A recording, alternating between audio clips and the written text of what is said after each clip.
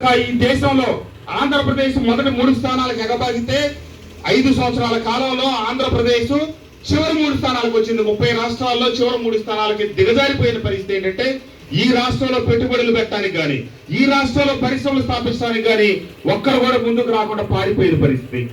అంతేకాకుండా ఆయన ఎంతసేపటికి దీని దేశంలో పడి ఈ రోజు ఉదయమే రైతాంగానికి ఉపయోగమైన లిఫ్ట్ ఇరిగేషన్ స్కీములు ఉన్నాయి. ఈ రాష్ట్రంలో వందలాది స్కీములు, మన నియోజకవర్గంలో కూడా 50-60 స్కీములు ఉన్నాయి. వాటన్నిటికీ గ్రీజ్ లో మెయింటెనెన్స్ లేదా పనిచేసే వాళ్ళకి జీతాలు ఇవన్నీ ఇవ్వాలి. ఆ అధికారులు రిపోర్ట్లే పిలిస్తే మళ్ళీ వచ్చారు. గొల్లపూడి లిఫ్ట్ ఇరిగేషన్ వరదకు మునిగిపోయింది. ఏంటయ్యా పరిస్థితి అంటే 2019 నుంచి 2024 ఈ రోజు దాకా మేము ఆఫీసులో కూర్చొని గోలు గిల్లుకున్నాం తప్పితే కార్యాలయం నుంచి బయటకు రాలేదు, ఒక లిఫ్ట్ ఇరిగేషన్ దగ్గరికి వెళ్ళలేదు, వాటి మెయింటెనెన్స్ చేయలేదని చెప్పారు. కారణం 5 సంవత్సరాల కాల వ్యవధిలో 5 పైసల డబ్బులు ఇవ్వకపోగా కనీసం వాళ్ళకి జీతాలు కూడా 7 మాసాల నుంచి డబ్బులు కూడా ఇవ్వని పరిస్థితి. ఒక్క మేకే నొక్కితే మరి రోడ్లు ఎవరు పోయాలి? ఇక్కడ పంచాయతీరాజు అధికారి కూర్చొని ఉన్నారు, వాళ్ళకి ₹1 నిధులు ఇవ్వకపోతే మన రోడ్లు ఎట్లా అవుతాయి? లేదా ఇక్కడ RWS వాళ్ళు ఉన్నారు, వాళ్ళకి డబ్బులు ఇవ్వకపోతే మంచినీళ్ళ పైపు లైన్లు ఎట్లా అవుతాయి? పేదలకు సంక్షేమం అందించాలి, అభివృద్ధి కార్యక్రమాలు కొనసాగించాలి. అభివృద్ధి అనేది ఒక నిరంతర ప్రక్రియ. ఒక రోజు చేసి ఆపితే జరిగిపోయేది కాదు. రోడ్ వేసామంటే దాన్ని మెయింటైన్ చేయాల్సిందే. కానీ జగన్మోహన్ రెడ్డి గారు 5 సంవత్సరాల పాలనా కాలం మీటర్ నొక్కటం, నాకు ఓట్లు పట్టడం అనేది తప్పితే బిడ్డల భవిష్యత్తు, రాష్ట్ర భవిష్యత్తు, అభివృద్ధిని సమ్మిళితం చేసి ముందుకెళ్లాలి అనే ధ్యాస లేనందువల్ల ఆయనకి ఇచ్చే సమాచారం అంతా తప్పుడు సమాచారం. మన వెనకలేని వెంట్రక్యులేటర్ దగ్గర గేట్లు ఎత్తకపోతే విజయవాడ మునిగేది కాదని మాట్లాడుతూ ఉన్నాడు. ఆయనకి ఏమి తెలియదు. బుడమేరు వాగు అనేది మన పిల్లలకు కూడా తెలుసు, మనందరికీ తెలుసు, మన జీవన విధానంలో అది ఒక భాగం. దాన్ని బుడమేరు నది అంటాడు ఆయన. అది వాగుకి నదికి తేడా తెలియదు. నీళ్లు మనం అక్కడ వెలగలేరులో ఎత్తినా గేట్ల మీద నుంచి వెళ్ళిపోయినాయి. గేట్లు ఎత్తితే గేట్లు కింద నుంచి వెళ్ళటం కాదు, ఎత్తిన గేట్ల పై నుంచి కూడా 4.5 అడుగులు ఎత్తి వచ్చినాయి. దాటి కిందకు వచ్చిన నీళ్ల వల్ల పడ్డ గండ్లతో మనకంతా ఇంత కష్టం వచ్చింది. గేట్లే కనుక ఎత్తుండకపోతే ఆ మహానుభావుడికి ఒక్క మాట తెలియదు. ఏలప్రోలు, పైడూరుపాడు, రాయనపాడు, ఈ రోజు ఇక్కడ కూర్చొని మనం మాట్లాడుకోవడానికి ఒక మనిషి మిగిలిన కాదు. ఓళ్ళ కూళ్లు కొట్టుకుపోయాయి, వందలాది ప్రాణాలు కోల్పోయాల్సిన దురవస్థ వచ్చిండేది.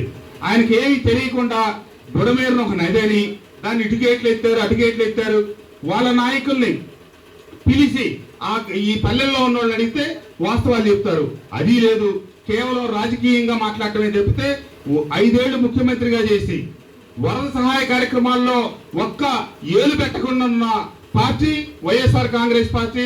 వైఎస్ఆర్ కాంగ్రెస్ పార్టీ నాయకులు జగన్మోహన్ రెడ్డి గారు చుట్టపు చూపుగా 2 సార్లు వచ్చి రోడ్డు మీద నిలబడి ఒక చోట కనీసం గిలకల దాకా నీళ్ళదు కూడా. ఒక 74 ఏళ్ల వృద్ధుడు నడువుల్లోకి నీళ్ళలో 10 రోజుల పాటు రోజు తిరుగుతున్నాడు, ఉదయం నుంచి సాయంత్రం దాకంటే.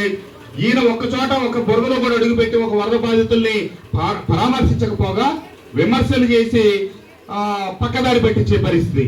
కాబట్టి దయచేసి మీరందరూ గమనించండి, ఇది మంచి ప్రభుత్వం. చెప్పిన ప్రతి హామీ, ఇందాక గాంధీ గారు చెప్పినట్టు 1600 బస్సులు కొంటాం, 800 రావటం, ఇంకొక 800 కూడా వస్తాయి.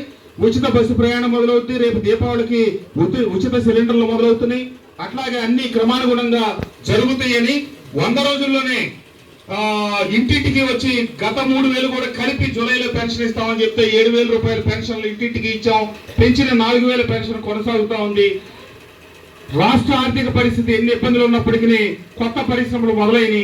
అన్ని రకాలుగా సమగ్రాభివృద్ధికి ఇటు కూటమి ప్రభుత్వం, పవన్ కళ్యాణ్ గారు, నరేంద్ర మోడీ గారు వీళ్ళందరూ సమిష్టిగా పనిచేస్తారని చెప్పి తెలియజేస్తూ, తప్పకుండా మన గ్రామ నాయకులు నరేంద్ర గారి నాయకత్వంలో మీ ఊరికి ఏ అవసరం వచ్చినా, ఏ కష్టం వచ్చినా తక్షణం అన్నిటికీ ముందుండి అన్ని అందించి మీ గ్రామానికి ఇప్పుడు రోడ్లు మొన్న గండ్లు పెడితే వాటిని తక్షణం పూడిపించి రాకపోకలకు ఇబ్బంది లేకుండా చేశాం.